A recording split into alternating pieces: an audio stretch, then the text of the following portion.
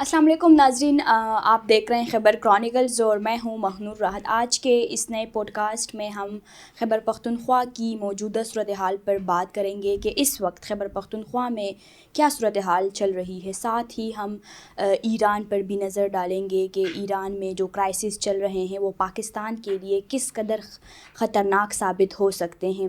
اس کے ساتھ ساتھ ایک رپورٹ سامنے آئی ہے کہ افغانستان میں جو طالبان کی پالیسیز ہے اس کی وجہ سے معاشی بحران بہت زیادہ ہے اور اس میں خاص طور پر خواتین اور بچے شدید متاثر ہو رہے ہیں۔ تو ان تمام ٹاپکس پر بات کرنے کے لیے ہمیں جوائن کر رہے ہیں فدادین صاحب۔ بہت شکریہ سر۔ پہلے تو سر یہ خیبر پختونخوا میں موجودہ صورتحال کیا چل رہا ہے؟ اورکزئی میں جھڑپ جاری ہے، کیا کہیں گے اس پر؟ دیکھیں، ایسا دن نہیں گزرتا جب خیبر پختونخوا کے کسی نہ کسی ضلع سے اس طرح کی کوئی افسوسناک خبر نہ آ رہی ہو۔ کہیں حملہ ہو رہا ہے، کہیں پہ ٹارگٹ کلنگ کا واقعہ ہو رہا ہے، تو کہیں پہ جھڑپ ہو رہی ہے۔ اس وقت بھی ایک آئی ای ڈی بلاسٹ ہوا ہے لکی مروت میں، ایک بختر بند گاڑی پر پولیس کی، اور اس میں بھی فائرنگ کا تبادلہ جاری ہے۔ اورکزئی میں اس وقت جو صورتحال ہے وہ بھی ہم یہی دیکھ رہے ہیں کہ وہاں پہ جب میں اور آپ بات کر رہے ہیں تو جھڑپ جاری ہے۔ اس میں 3 ملیٹنٹس مارے گئے ہیں، اس میں 2 جو ہیں نامی گرامی ملیٹنٹس ہیں اس علاقے کے۔ تو یہ اگر ہم مختلف واقعات کے حوالے سے دیکھیں اور پھر خصوصاً جنوبی اضلاع کے حوالے سے دیکھیں، یہ دونوں جنوبی ضلع ہیں۔ جب آپ کوہاٹ سے اس طرف دیکھتے ہیں تو پھر اورکزئی کرم کی صورتحال بھی، وہاں پہ بھی مختلف جھڑپیں ہوتی ہیں۔ 1-2 واقعات ایسے ہوئے ہیں کہ 5 ان میں ملیٹنٹس مارے گئے۔ پھر آپ بنو، شمالی وزیرستان، جنوبی وزیرستان، اور پھر لکی مروت، ڈیر اسماعیل خان، یہ وہ ضلع ہیں کہ جہاں پہ روزانہ کی بنیاد پر کوئی نہ کوئی واقعہ ہو رہا ہوتا ہے۔ پچھلے دنوں جنوبی وزیرستان میں جو ایک دھماکہ ہوا، وہاں پہ جمیعت علماء اسلام کے مولانا سلطان کو شہید کیا گیا، اور اس کی ذمہ داری بھی داعش خراسان نے قبول کی۔ تو داعش خراسان نے اس سے پہلے بھی یہاں پہ وارداتیں کی ہیں۔ پشاور میں ایک خودکش حملہ ہوا تھا جب جمیعت علماء اسلام کی ایک بڑی ریلی ہونی تھی پشاور میں، اور اس میں 2 پولیس اہلکار شہید ہو گئے تھے۔ اسی طرح باجوڑ میں آپ کو یاد ہوگا کہ جمیعت علماء اسلام کے ورکرز کنونشن کو نشانہ بنایا گیا تھا۔ جی بالکل۔ تو داعش خراسان ہو، کالعدم ٹی ٹی پی ہو، حافظ گل بہادر گروپ ہو، اتحاد المجاہدین پاکستان ہو، باقی تنظیمیں ہوں، تو یہ ساری تنظیمیں جو ہیں یہ بہت بڑا ایک چیلنج بن چکی ہیں، خصوصاً خیبر پختونخوا کی سیکیورٹی صورتحال کے لیے۔ تو یہاں پہ بار بار ہم دیکھتے ہیں ان واقعات کا تو ذکر کرتے ہیں، لیکن پھر ان مسائل کا حل کیا ہے اس پر کوئی یکسوئی نہیں ہے، کوئی ایک پیج ہمیں نہیں نظر آتا۔ وفاقی حکومت کا، صوبائی حکومت کا، ہمیں ایک ٹینشن نظر آتی ہے، ایک محاذہ رائی نظر آتی ہے صوبائی حکومت اور جو وفاقی سیکیورٹی ادارے ہیں ان کے مابین۔ یہ ہونا نہیں چاہیے۔ ہونا تو یہ چاہیے کہ اگر یہ قومی مسئلہ ہے، اگر کوئی اس کو قومی مسئلہ سمجھتا ہے، اگر کا لفظ میں اس لیے استعمال کر رہا ہوں کہ اس کو قومی مسئلہ سمجھا نہیں جا رہا، بہت بڑا مسئلہ ہے دہشت گردی کا اور امن و امان کی صورتحال کا۔ اس کو اگر سمجھا جائے، اس کو اگر ریئلائز کیا جائے، تو پھر ظاہر ہے کہ اس پہ بیٹھ کے بات ہونی چاہیے، ایک مشترکہ حکمت عملی ہونی چاہیے۔ بات چیت کے ذریعے مسئلہ حل کرنا ہے یا پھر طاقت کا استعمال کرنا ہے، تو جو بھی آپشن استعمال کرنا ہے اس پر اتفاق رائے پیدا ہو تو تب ہی ہم آگے بڑھ سکتے ہیں۔ کیا کہیں گے سر، آپ نے بتایا کہ جو ریسنٹلی علماء کو شہید کیا گیا اور اس کی مطلب دہشت گرد تنظیم نے ایکسیپٹ بھی کیا ان کو جو ٹارگٹ کیا گیا تھا، تو یہ دہشت گرد تنظیمیں دیگر مذہبی جماعتوں کو کیوں ٹارگٹ کرتے ہیں آپ؟ دیکھیں، مذہبی جماعتیں اور یہ دہشت گردوں کا تو کوئی مذہب نہیں ہوتا، ان میں تو ظاہر ہے کہ انسانیت بھی نہیں ہوتی۔ وہ تو یہ نہیں دیکھتے کہ وہ تو صرف یہ ہے کہ ایک عدم استحکام پیدا کرنے کی کوشش کرتے ہیں، دہشت پھیلانے کی کوشش کرتے ہیں۔ یہ تو بطور خاص مختلف علماء کرام جو ہیں یہ ٹارگٹ ہیں، اور ایک عرصے سے ہم دیکھ رہے ہیں علماء کرام کو ٹارگٹ کیا جا رہا ہے۔ اور اس میں اگر آپ دیکھیں تو بار بار وہاں سے بھی یہ کہا جا رہا ہے، افغانستان سائڈ سے، کہ آپ کا ایسے ملک کے اندر لڑنا کہ جہاں پہ کوئی غیر ملکی فوج نہیں ہے، جہاں کی فوج اسلامی ہے، جہاں پہ مسلمان رہتے ہیں۔ بالکل۔ اب ظاہر ہے کہ یہ جو روزانہ کی بنیاد پر واقعات ہو رہے ہیں اس میں جو مرنے والے لوگ ہیں یہ کون لوگ ہیں؟ یہ کافر ہیں، یہ سارے مسلمان ہیں، چاہے وہ آرمی کے ہیں، چاہے وہ FCC کے ہیں، چاہے وہ پولیس کے ہیں، چاہے وہ عام شہری ہیں. تو پھر یہ کس قسم کا جہاد ہے، یہ کس قسم کی لڑائی ہے کہ جس کو آپ مقدس لڑائی کا نام دیتے ہیں؟ تو یہ ساری صورتحال جو ہے اس پر علماء کرام جو پاکستان کے ہیں ان کا ایک اجتماع ہوتا ہے کراچی میں، پھر علماء کرام جو افغانستان سے تعلق رکھتے ہیں ان کا اجتماع ہوتا ہے کابل میں. اور اس ساری صورتحال پر وہ تشویش ظاہر کرتے ہیں کہ یہ جو مسلح جد و جہد ہے یہ اس خطے کے لیے نقصان دہ ہے، یہ افغانستان اور پاکستان دونوں کے لیے نقصان دہ ہے. یہ جو صورتحال پاکستان اور افغانستان کے بیچ میں پیدا ہوئی ہے انہی مسلح گروپوں کی وجہ سے پیدا ہوئی ہے. اور اگر یہ دونوں ملک آپس میں دشمنوں کی طرح لڑیں گے یا دشمنوں کی طرح ایک دوسرے سے ناراض ہو کے بیٹھے رہیں گے تو پھر ظاہر ہے کہ تیسرے ملک نے آنا ہے، تیسرے ملک نے فائدہ اٹھانا ہے، اور ہمارا جو دونوں کا مشترکہ دشمن ہے اس نے اس اپرچونیٹی کو اویل کرنا ہے. اور جس طریقے سے ہو رہا ہے، جس طریقے سے ہم افغان طالبان اور ہندوستان کی قربت دیکھ رہے ہیں، یہ اسی جانب میں اشارہ کر رہا ہوں کہ یہ پاکستان اور افغانستان تو ایک دوسرے سے جدا نہیں ہو سکتے.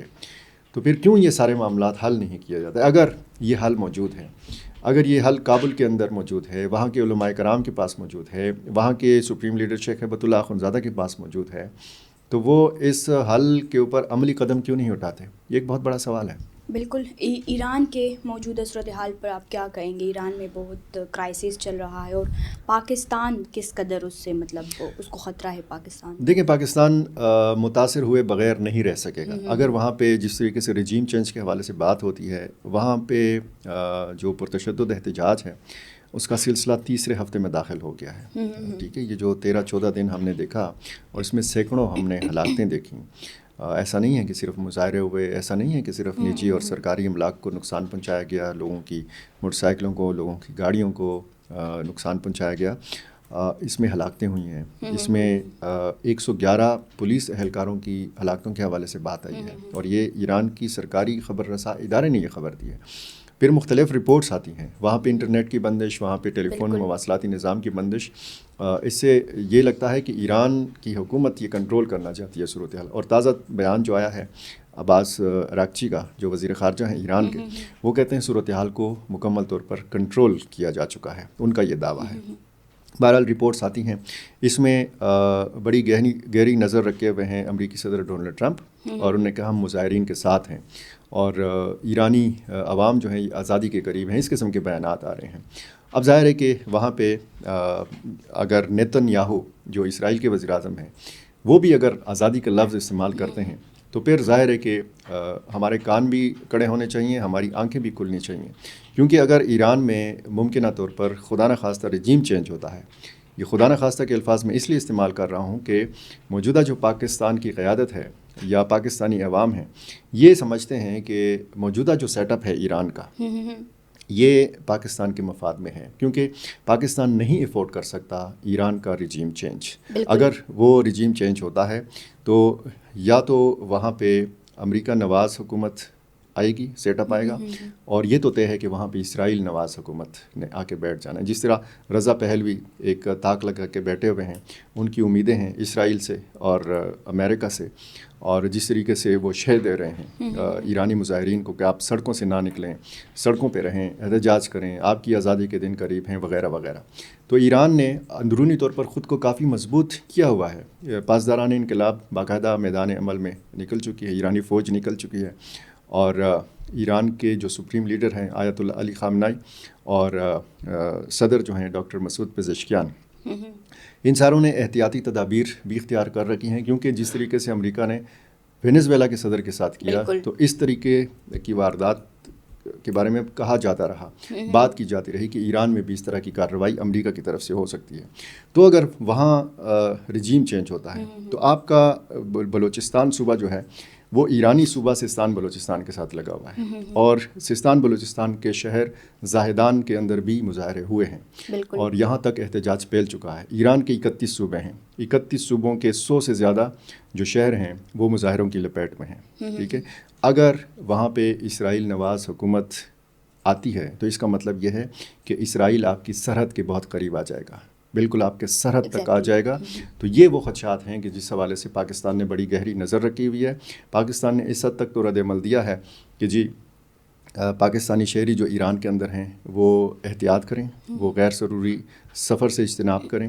اور پاکستان ظاہر ہے کہ جو اسرائیل نے اٹیک کیا تھا ایران کے اوپر, اور اس کے بعد پھر امریکہ نے اٹیک کیا تھا, اور جس طریقے سے اسماعیل ہانیہ کو وہاں پہ ٹارگٹ کیا گیا تھا ایران کے اندر, جس طریقے سے ایران کے ایٹمی سائنسدانوں کو ٹارگٹ کیا گیا تھا.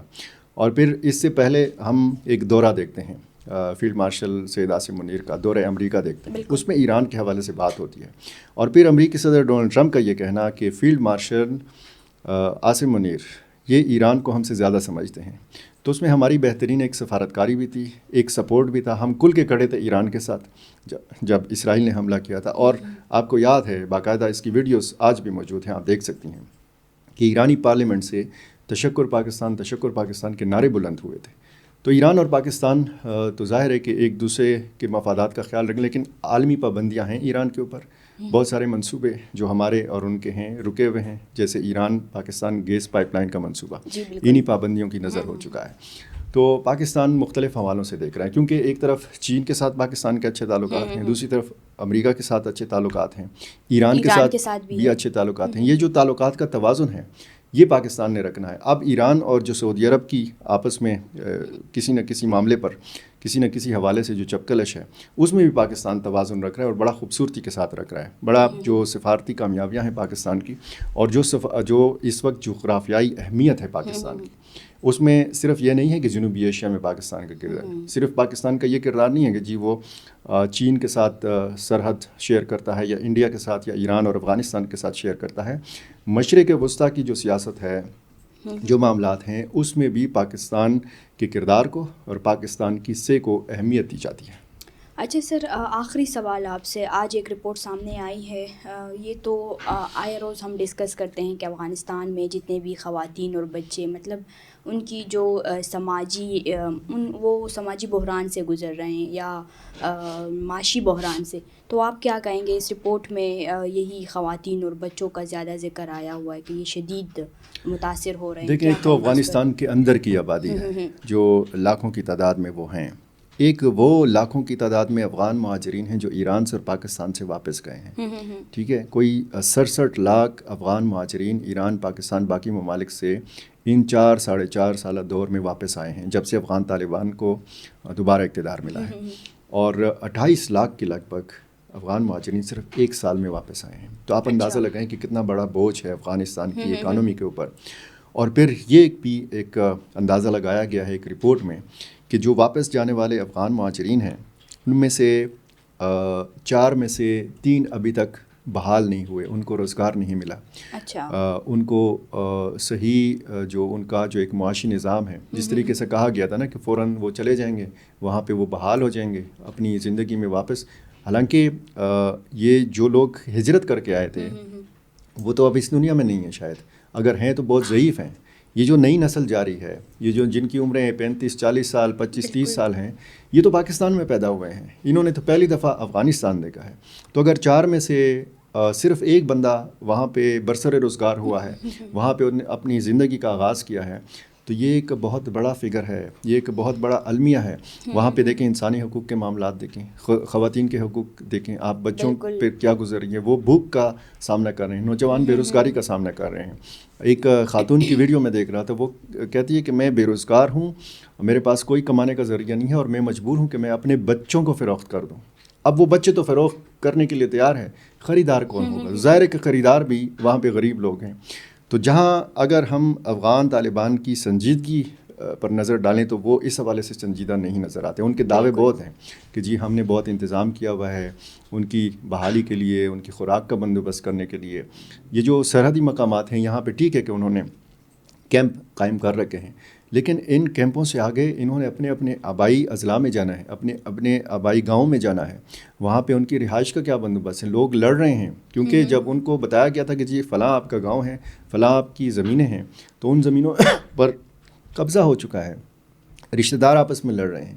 تو اس میں حکومت کو اپنی اندرونی صورتحال کے حوالے سے بھی سنجیدہ ہونا ہوگا اور بیرونی محاذوں کے اوپر اور خصوصاً جو پڑوسی ممالک کے تحفظات ہیں ان کو بھی ایڈریس کرنا ہوگا، کیونکہ سب سے پہلے مدد کے لیے اگر کوئی ملک آتا ہے تو وہ آپ کا پڑوسی ملک آتا ہے۔ بالکل دیکھیں، ہم اگر پاکستان میں ایک تو یہاں پہ ظاہر ہے کہ استحکام، یہاں پہ بھی جو قدرتی آفت آتی ہے تو پھر ہم تو مینیج کر لیتے ہیں۔ افغانستان جیسا کمزور ملک اگر وہاں پہ کوئی قدرتی آفت آتی ہے، خدا نخواستہ دوبارہ سے کوئی یہاں بیرونی الغار ہوتی ہے، جنگ مسلط ہو جاتی ہے، تو یہ لاکھوں افغان مہاجرین کہاں جائیں گے؟